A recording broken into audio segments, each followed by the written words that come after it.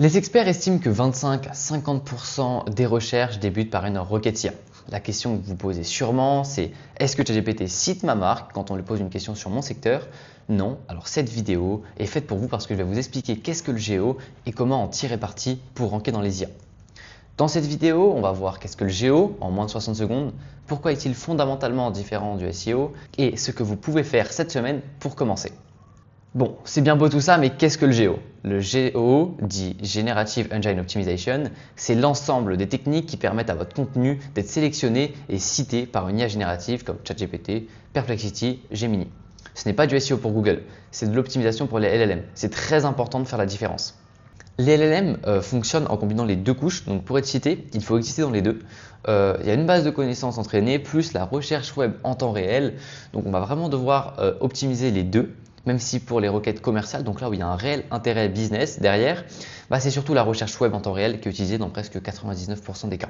Mais attention, ce n'est pas une recherche web comme vous et moi rechercher sur Google. L'IA a une manière de rechercher, de trier, de récupérer, de sélectionner le contenu qui est totalement différente de nous. Pour un exemple concret de ce que c'est que le GEO, sur une requête commerciale comme meilleur logiciel de comptabilité pour PME, l'IA va collecter 40 à 50 sources à travers le web via différentes query fanout. Les query fanout, c'est quoi? C'est des sous-requêtes que l'IA va générer pour aller chercher sous différents axes de notre question sur Google des réponses appropriées. Et puis avec ces 40-50 sources, l'IA va les sélectionner en fonction de différents critères et elle va en citer 3, 4, 5 maximum en se basant sur vraiment aussi 3-4 sources. Donc l'objectif c'est d'abord d'être sélectionné, donc d'être d'abord dans les 40-50, de rester dans les 3-4, donc elle nous évalue assez pertinente, assez présente à travers le web pour être dans les 3-4 et qu'après elle nous cite, ça veut dire qu'on a assez paraphrasé notre contenu interne comme externe pour que l'IA récupère des bouts de phrases, que l'IA sache qu'on est les meilleurs dans ce qu'on fait et qu'elle nous cite premier dans meilleur logiciel de comptabilité pour PME. Même si vous avez compris l'importance du GEO pour votre marque en 2026, d'autres chiffres vous feront commencer votre stratégie dès maintenant. Niveau conversion, il y a x5 de conversion sur un visiteur arrivé via une recommandation IA. Et il y a aussi 3 milliards de requêtes par jour qui sont envoyées à ChatGPT. Je parle que de ChatGPT. Je ne parle pas de Gemini, je ne parle pas de Perplexity, je ne parle pas de Claude, je parle que de ChatGPT. Donc imaginez les 4 combinés ensemble, plus l'arrivée de l'AI Mode, qui est une réponse IA qui se classe en premier devant les 10 liens bleus traditionnels Google quand on fait une recherche, quand on tape par exemple agence IA. Le premier lien, ça va être une agence IA, deuxième lien aussi, etc. etc. Maintenant, il n'y aura plus des liens traditionnels. On aura une réponse IA, un bloc IA qui va répondre avant d'afficher les liens. Donc il y aura un énorme intérêt business et il y aura des milliards et des milliards de requêtes par jour sur l'AI Mode, sur ChatGPT, sur Perplexity, des centaines de millions sur Claude, des centaines de millions sur Gemini. Petit disclaimer pour les consultants SEO qui vendent du GEO comme un simple add-on, je vous en supplie, c'est une expertise à part entière. Soit vous travaillez avec un consultant GEO, soit avec une agence de search qui fait du SEO comme il fait du GEO, avec un pôle SEO bien dédié, il n'emploie pas un consultant SEO qui fait du GEO, ça ne servira à rien, ou soit avec la meilleure agence GEO du moment, Robzia, sans aucune prétention, bien sûr. Donc maintenant, on va voir les différences entre le GEO et le SEO. Le SEO, ça optimise vraiment pour Google, quand le GEO, ça optimise pour ChatGPT, Perplexity et toutes les autres IA. En SEO, on vise des positions dans la SERP. La SERP, c'est toutes les réponses qui sont affichées quand on tape une requête. Et en GEO, on cible des citations dans la réponse sur des requêtes IA qu'on va traquer. En SEO, on valorise beaucoup les backlinks, alors qu'en GEO, les backlinks n'ont pas d'importance. J'ai fait plusieurs tests, on avait plusieurs études aussi au sujet avec des amis qui sont aussi consultants GEO. On a fait des tests et en soi, c'est vraiment que les citations et les mentions tierces qui comptent, pas les backlinks. Aussi, on va mesurer le trafic organique sur les SEO, alors que sur le GEO, on mesure ce qu'on appelle le mention rate dans les LLM, du coup, ce qui va permettre, par exemple, sur une requête, on va la tester plusieurs fois parce que chaque requête qu'on envoie à l'IA n'aura pas exactement la même réponse. Donc, on va tester d'envoyer une requête 5 fois à différentes heures de la journée et on fait un taux de pourcentage de visibilité dans cette requête qui évolue chaque mois. S'il évolue positivement, c'est qu'on fait bien notre travail. S'il évolue négativement, c'est que soit on fait mal notre travail, soit qu'il y a d'autres critères qui rentrent en compte. C'est pour ça qu'on ne peut pas promettre de résultats en GEO comme en SEO. Si vous voyez quelqu'un vous promettre du résultat, s'il vous plaît, fuyez. C'est vraiment des gens qui veulent sûrement vous escroquer parce qu'on ne peut pas promettre de résultats. Mais en tout cas, on peut vous promettre qu'on va tout faire pour que vous arriviez premier dans les IA. Sinon, en SEO, on a aussi le keyword stuffing, c'est-à-dire mettre beaucoup de mots-clés, donc bourré de mots-clés. Donc par exemple, moi je veux ranker sur le thème comptabilité pour PME. Je vais spammer le mot comptabilité pour PME dans mon texte sur 3000 mots. Je mettrai 2000 fois comptabilité pour PME. C'est une technique SEO qui marchait super bien avant. Moi je sais que j'ai fait des blogs sur des PC, etc. Et mon père qui travaillait dans le SEO avant m'a donné quelques petites techniques comme ça.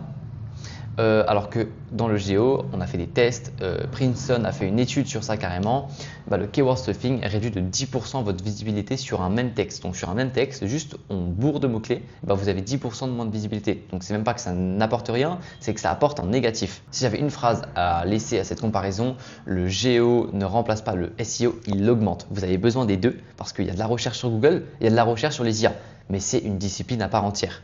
Maintenant, on va voir comment est-ce que les IA choisissent leurs sources, parce que la plupart des gens ne le savent pas, mais l'IA peut très bien sélectionner le premier résultat sur Google comme le 30e. Ça n'a aucune importance pour le LLM.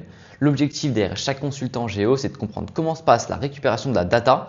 Je l'ai expérimenté longtemps parce qu'avant, je vendais des chatbots IA et je créais des chatbots IA pour les entreprises et que 60% du travail demandait de créer, d'optimiser une très bonne base de connaissances pour que l'IA récupère le bon contenu et qu'elle le récupère bien, de la meilleure des manières. Il y a plusieurs signaux pour que votre contenu soit geo-friendly. On commence direct avec le premier signal qui est la pyramide inversée.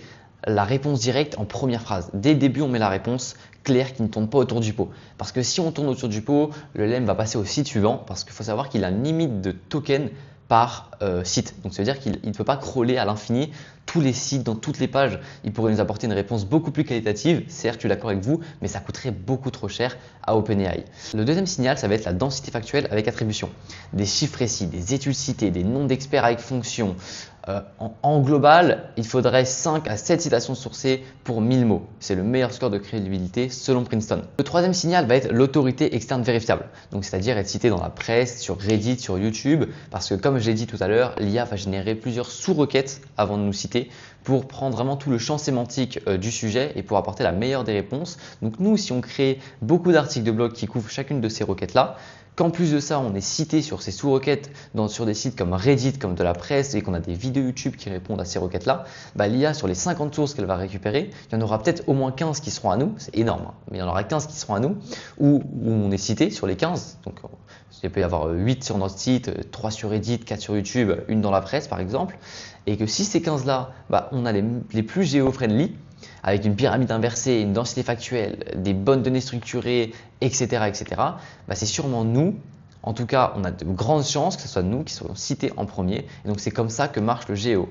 Il existe des dizaines d'autres signaux. Donc, si vous voulez en savoir plus sur comment tirer parti du Géo pour attirer plus de clients qualifiés, prenez un rendez-vous avec moi sur le premier lien dans la description. On va voir maintenant les actions Géo concrètes à lancer dès cette semaine. Donc en première étape, ça va être d'auditer votre visibilité IA parce que si vous ne savez pas sur quelle requête vous positionnez, vous ne savez pas où vous en êtes, vous ne pouvez pas du tout commencer de stratégie Géo. Ensuite, on va réécrire les pages en pyramide inversée. Vous allez aussi devoir créer du contenu sur votre propre site et sur des plateformes tierces comme Reddit, YouTube, LinkedIn Pulse, pas LinkedIn traditionnel, il faut vraiment les LinkedIn Pulse, vous pourrez aller voir ce que c'est, parce que Reddit n'autorise pas l'IA à crawler les posts LinkedIn traditionnels. De la presse aussi, les ARP, c'est une des choses les plus importantes, mais c'est aussi une des choses qui est le plus compliqué à avoir. Plus vous êtes mentionné ailleurs, plus l'IA vous considère comme une référence et plus vous couvrez sur votre site le champ sémantique du sujet, plus l'IA va vous utiliser pour répondre et plus l'IA vous utilise pour répondre, plus elle vous identifie aussi comme une référence. Donc tout est lié, l'objectif final est d'être identifié comme une référence pour l'IA pour pouvoir lui faire dire un peu ce qu'on veut, donc lui faire dire qu'on est la meilleure, lui faire dire qu'on est le plus compétent, etc., etc. Ensuite, on va mettre en place du schema.org FAQ page. J'ai fait plusieurs tests.